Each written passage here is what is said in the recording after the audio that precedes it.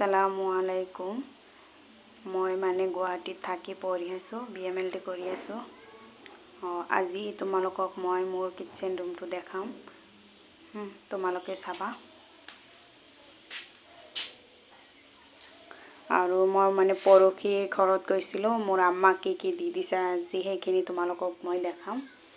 আজি আহিছোঁ, এইটো চিকেন হয়, তো কাটি কিনে দি দিছে, মানে এটা আনিলে কাটিব লগা হ'লেতো প্ৰব্লেম হৈ যাব ন। চিকেন কাটি কিনে আব্বা কাটি কিনে দি দিছে। মাছ আনিছিলোঁ, তাৰপিছত হালধি দি দিছে, এইটো জিৰা ফাকি মানে মছলা এইবিলাক দি দিছে। তাৰপিছত আকৌ কি দিছে জানা, এতে আছে কি জানা, বুট আছে আৰু কিবা কিবি আছে, চাউলৰ গুড়া আছে, এইবিলাক দি দিছে। আকৌ চব্জি, বহুত চব্জি দি দিছে, তোমালোকে চোৱা।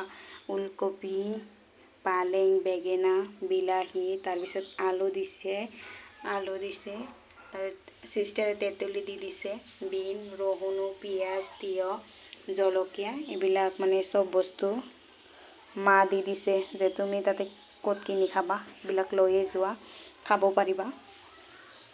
তো আজি মই এইবিলাকে বনাম, চিকেন বনাম, তাৰপিছত মাছ বনাম, যাতে ৰোজা আছোঁ।